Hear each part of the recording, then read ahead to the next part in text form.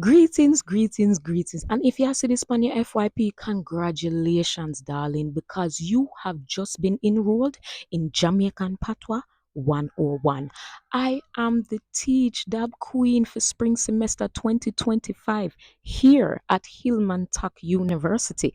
And in this course, we will be learning the basics of Jamaican Patwa, how to read, write, and spell it. We will also be learning the cultural impact it has had on the Caribbean, Jamaica, and on the global stage.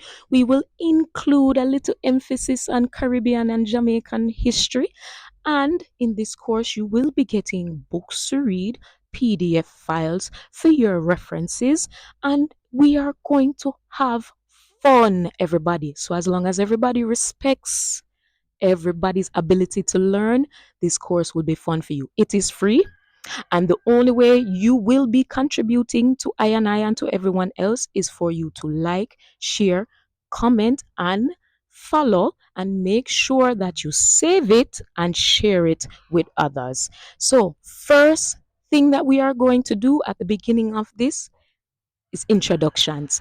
So jump to the comment sections right now and introduce yourself. Let me know where you are from and what you are excited about learning in Jamaican language 101.